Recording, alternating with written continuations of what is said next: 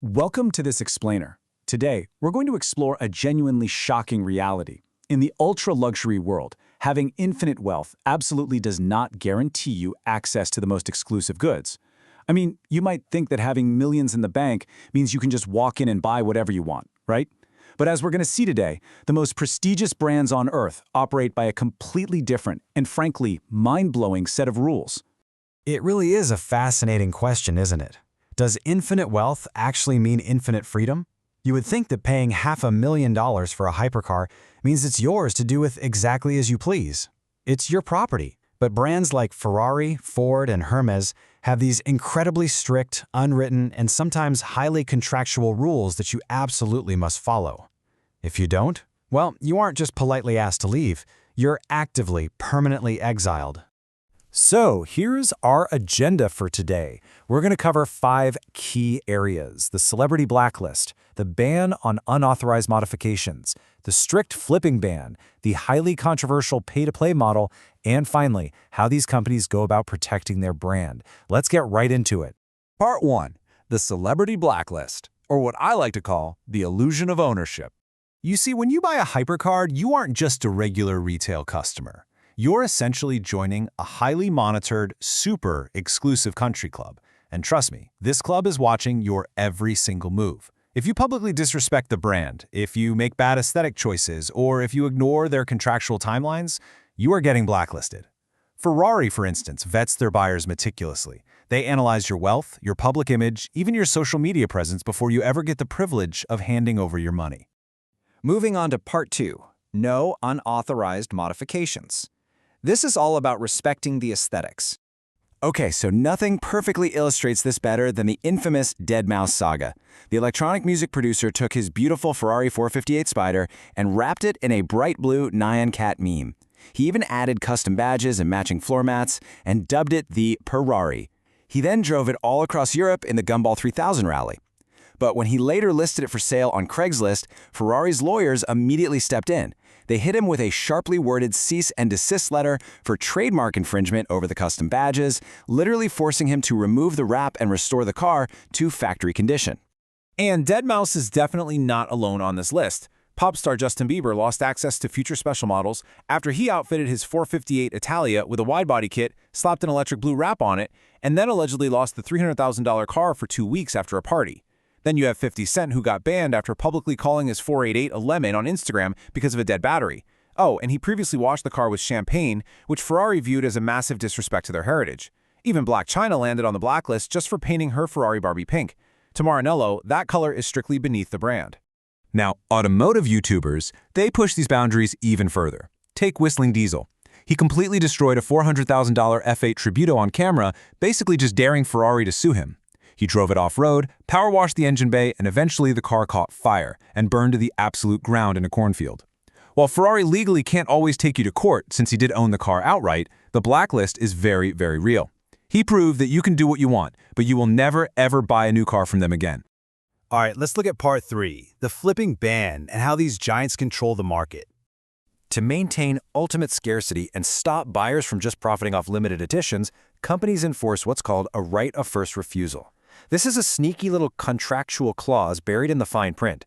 It literally requires you to offer the car back to the dealer before you're allowed to sell it publicly. They also slap on strict ownership timelines, usually a minimum of 1 to 2 years. All of this ensures that the brand dictates the market, not you. This exact rule led to a massive, highly publicized lawsuit between Ford and professional wrestler John Cena over his $463,000 Ford GT. Now, Ford had handpicked just 500 buyers for this car, choosing them based on their visibility and passion. But they sued Cena because he flipped his allocation to a California dealer almost immediately. Cena's defense? Well, he argued that the 24-month non-resale restriction was actually completely missing from his final dealer-specific paperwork. Ultimately, the two parties settled outside of court for an undisclosed amount, which Ford announced would go directly to charity. Cena apologized and encouraged other owners to respect the contract. But the real takeaway here? The message was sent loud and clear to the rest of the 500 hand-picked buyers. Breaking allocation contracts has incredibly severe consequences. And hey, even being a literal billionaire doesn't make you exempt from these timelines. Floyd Mayweather flipped an ultra-rare Ferrari Enzo within just a few months of buying it. Casino mogul Steve Wynn flipped a LaFerrari before the sacred one-year mark, allegedly pocketing millions in profit. The result for both of these guys? Permanent removal from the allocation list. Decades of relationships and millions of dollars in sales just vanished instantly, all because they broke the rules. Let's shift gears for Part 4, the pay-to-play model, diving into tying arrangements. So we're moving from the automotive world to high fashion. Right now, the luxury retailer Hermès is facing a proposed federal class action antitrust lawsuit in San Francisco. They're being accused of employing an unlawful tying arrangement just to buy their famous handcrafted Birkin bags. The lawsuit alleges that an average customer can't just walk into a store and buy a Birkin. Actually, scratch that. You have to be deemed worthy first by spending exorbitant amounts of money on completely different store items. Here is how it allegedly works. The lawsuit claims that sales associates receive a 3% commission on ancillary items. We're talking things like shoes, scarves, belts, jewelry, and home goods. This commission structure supposedly incentivizes the associates to essentially force customers to build up this massive purchase history before they're even shown a Birkin in a private back room. But here is the absolute kicker. Associates allegedly get 0% commission on the Birkin itself. By paying 3% on the extra items and absolutely nothing on the bag, it creates this intense shadow market. Buyers are basically coerced into dropping thousands upon thousands of dollars on goods they might not even want just for the sheer privilege of getting access to the handbag they actually came in for. It's wild. And that brings us to our final section, Part 5, Protecting the Brand and the Scarcity Economy. Ferrari's CEO Benedetto Vina put it pretty bluntly.